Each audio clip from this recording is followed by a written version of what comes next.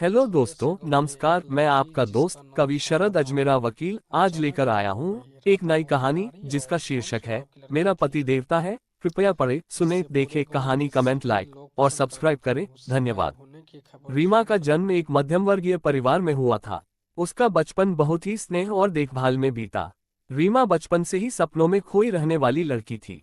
वह परियों की कहानियां पढ़ती और राजकुमार के सपने देखती। उसकी माँ अक्सर उसे समझाती, बेटा, जिंदगी परियों की कहानी नहीं होती। असल जिंदगी में हमें अपने रिश्तों को मेहनत से निभाना पड़ता है। लेकिन रीमा ने अपनी माँ की इन बातों को कभी गंभीरता से नहीं लिया। रीमा पढ़ाई में होशियार थी और कॉलेज में भी अपनी कक्षा की सबसे चुलबुली लड़की मानी जाती थी। कॉलेज के पहले ही दिन उसकी मुलाकात रोहन से हुई। रोहन दिखने में आकर्षक, बोलने में चतुर और स्वभाव से मजाकिया था। उसकी इन खूबियों ने रीमा को आकर्षित किया। धीरे धीरे दोनों में दोस्ती हुई और ये दोस्ती प्यार में बदल गई। रीमा और रोहन अपने भविष्य के सपने साथ में देखने लगे।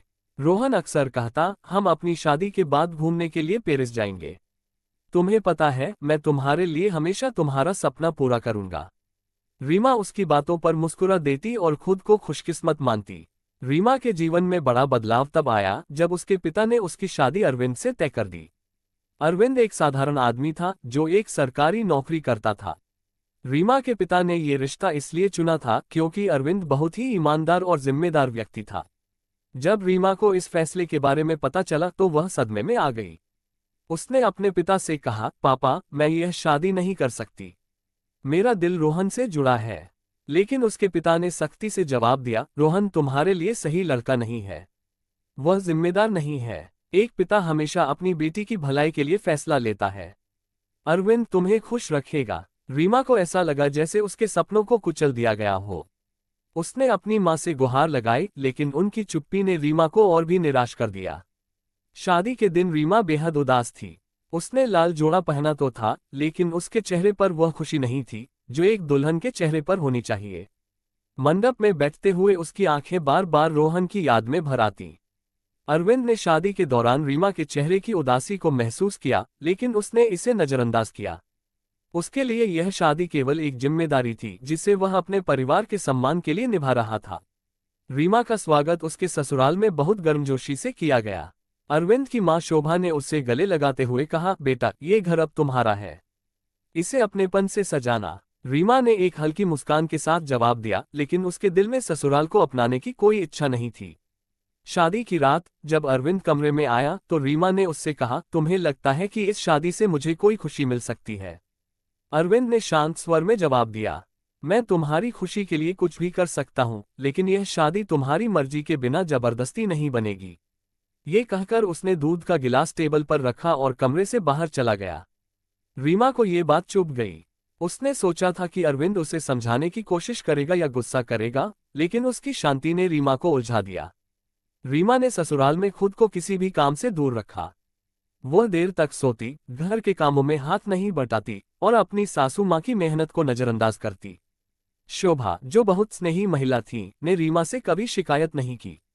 इस दौरान रीमा ने रोहन से बात करना शुरू कर दिया। वह उससे फोन पर कहती, मुझे इस शादी से बाहर निकालो, मैं इस रिश्ते को निभा नहीं सकती। रोहन ने जवाब दिया, अगर तुम गहने और पैसे लेकर आओ तो हम भाग सकते हैं। रीमा को रोहन की यह बात अजीब लगी, लेकिन उसने इसे नजरअंदाज कर दिया। एक दिन रीमा ने अरविंद की अलमारी में उसकी डायरी देखी। उसने सोचा कि शायद इसमें उसे अरविंद के खिलाफ कुछ मिलेगा, लेकिन जब उसने डायरी पढ़ी तो वह चौंक गई। मैं जानता हूं कि रीमा इस शादी से खुश नहीं है। मैंने यह शादी अपने कर्तव्य के लिए की है। रीमा के पिता ने मेरी माँ की जान बचाई थी। मैं उनका यह एहसान कभी नहीं भूल सकता। मैंने अपनी सारी संपत्ति रीमा के नाम कर दी है।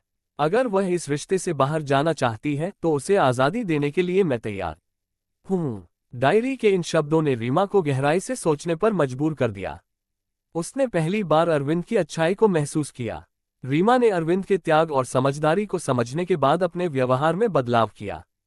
उसने अपनी सास से माफी मांगी और उनके साथ मिलकर घर के काम करने शुरू कर दिए। अगले दिन उसने साड़ी पहनी, माथे पर लंबी सिंदूर लगाई और अरविंद के ऑफिस पहुंची।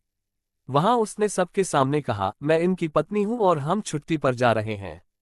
अब मैं इस रिश्ते को सच्चे दिल से निभाना चाहती हूं। रीमा और अरविंद ने छुट्टी लेकर एक दूसरे को बेहतर तरीके से जानने का समय बिताया। रीमा ने अरविंद की ईमानदारी, धैर्य और समझदारी को पहचाना। उसे अब एहसास हुआ कि असली प्यार केवल जुनून में नहीं, बल्कि त्याग और सम्मान में होता है। रीमा की कहानी हमें सिखाती है कि रिश्ते त्याग, समझ और सम्मान से बनते हैं। ये भी बताती है कि माता पिता हमेशा अपने बच्चों की भलाई के लिए फैसले लेते हैं। तो दोस्तों, ये कहानी आपको कैसी लगी कमेंट कर बता दें। वीडियो लाइक और चैनल सब्सक्राइब